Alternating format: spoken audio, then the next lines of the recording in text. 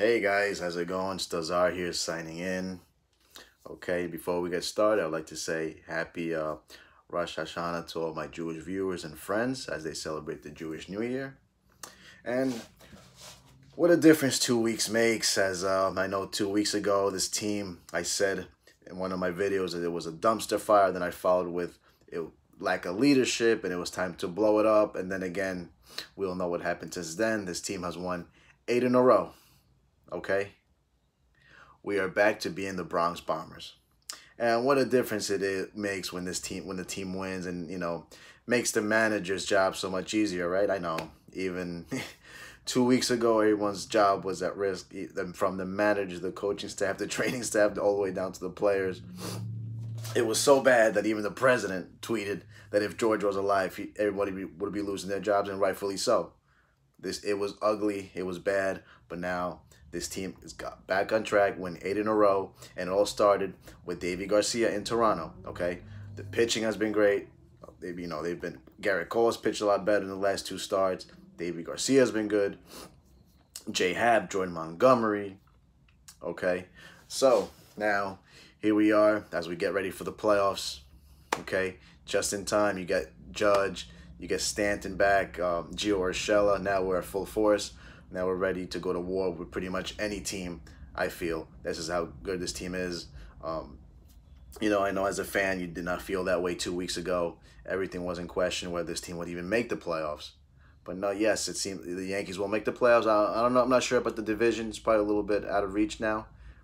And as my boy Luke Voit said, the Bronx Bombers, baby. You don't want to face them in the playoffs, and that's right, and I agree.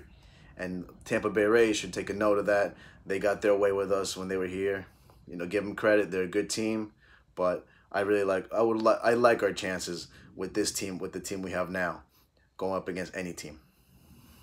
Alrighty, guys, and just happy. Hey, you look at the manager, how relieved he looks every post-game interview with the media, which just makes his life so much easier.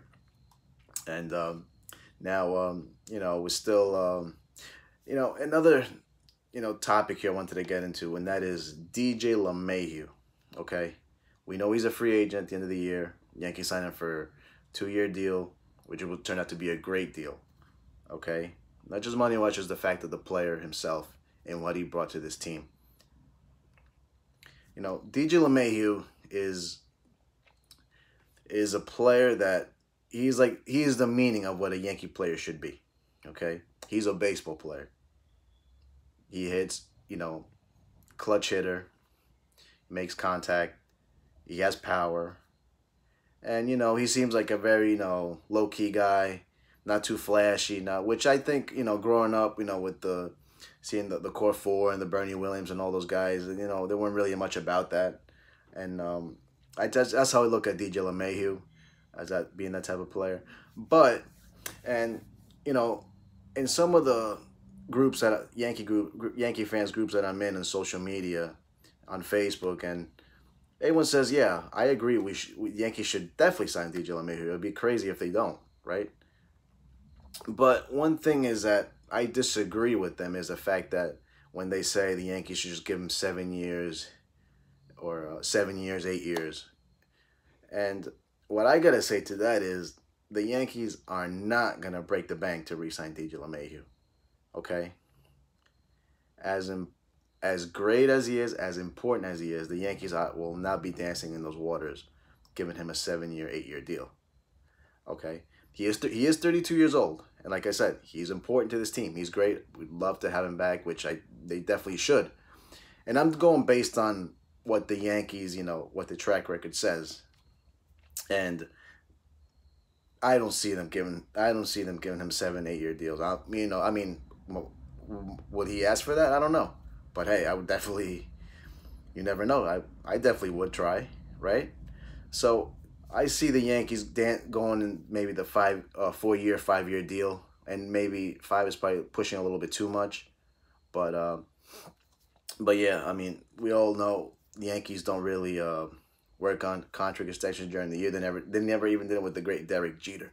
So we'll wait and see what happens. I really, like I said, I really hope they bring him back. He's important to this team, probably the best player in the team. And when we signed him 2 years ago, you never know where he would even play, and he's turned out to be one of the key players. And he will definitely be part of the success here, and that is to win a World Series, and it will be with DJ LaMayhew. All right. So, guys, now Gary Sanchez, all right, he had 2 hits the other night.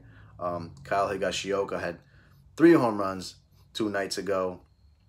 And, it's kind of like, I look at it as in a positive way. Kyle Higashioka has not been known for his bat. He's got some power. I mean, he did hit 3 home runs. We all know that. But sometimes maybe this could be something that, like, competition that, maybe Gary Sanchez needs, light up a fire under him, which I thought, it would by now, but still hasn't. But maybe, hopefully, this does. And, let me tell you something. You got to root for a guy like, or any player who's struggling. You got to root for them. You got to hope they come out and do well, because it only benefits the team. Imagine Gary Sanchez gets going come playoff time, and he's the one winning the game, or in the middle of everything, and of this team winning, or the reason why this team is winning. It only helps the team. And, and I hope he does. And I hope he does. But Gardner, too, he signed a 1-year deal this year in a team option.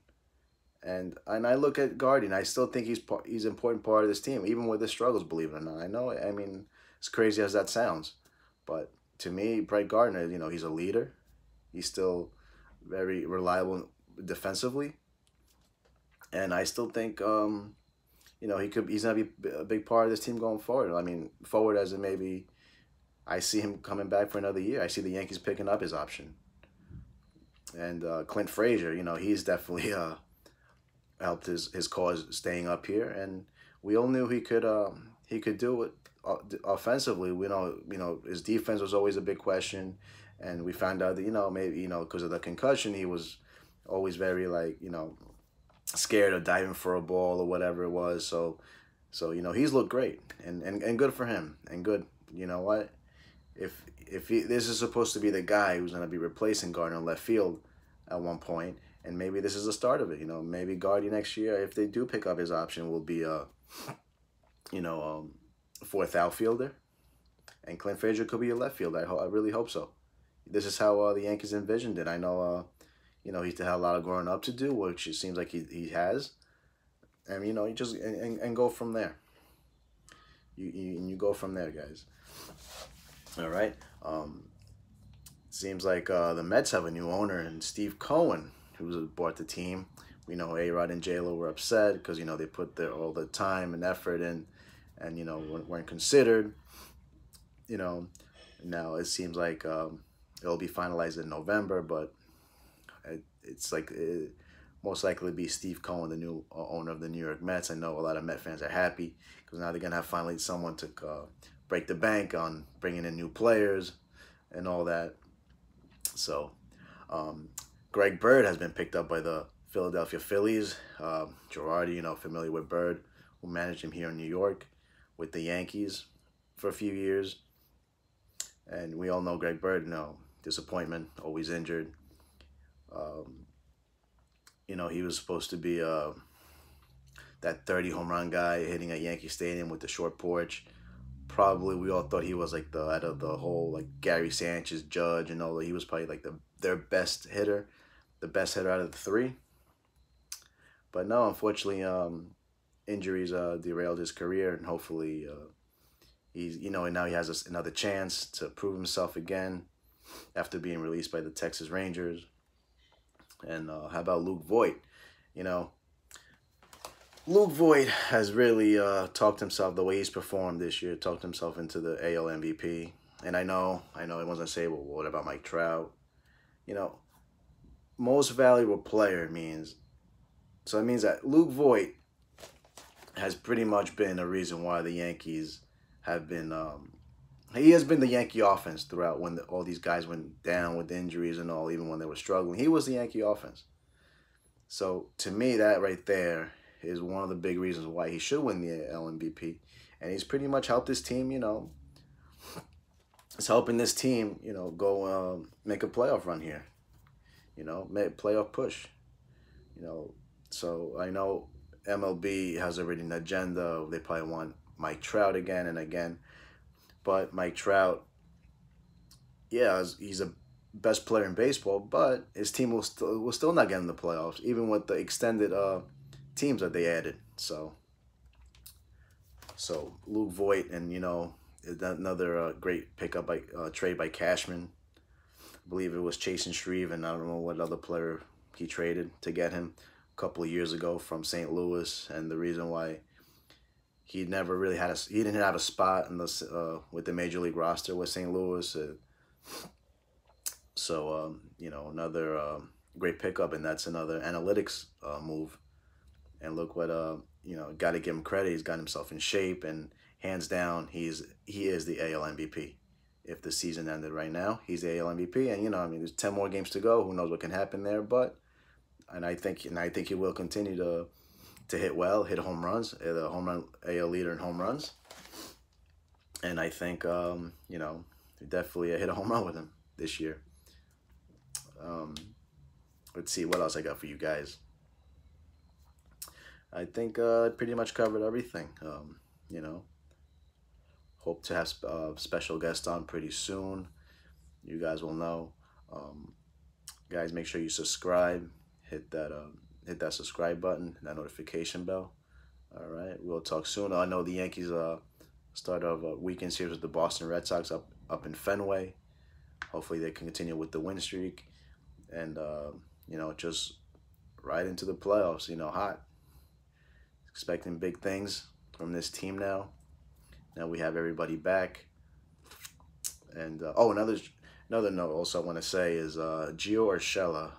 It's amazing the player he's become, how good and consistent he's become here. I know the Yankees mostly got him for his defense, and he's become a really good hitter. I guess this is a sport where you can't microwave somebody overnight. You got to let him marinate, like they did with when Didi was here. After 9 games, they wanted to run him out of town, but again, those are the fans, and what happened. Even Aaron Hicks, and I feel bad for Miguel Andujar. He's such a great bat, but unfortunately, the fact that he doesn't have set positions really hurts him here. Yeah, I mean, you understand why they did it, but it's like you wish you could have found a way to keep him up here and keep his back going as he was getting hot at the right time, I feel. So guys, all right, so we'll talk soon. As we get closer to the playoffs, start to feel that chill outside, a little chilly, and that's when you feel like October baseball is approaching. Can't wait. Eventually we'll know who will be the Yankees' first round opponent. So we're all anxious to see. All right, guys. So I'll talk to you soon. Remember, hit that subscribe button, notification bell. This is Czar signing off. Have a good one, guys.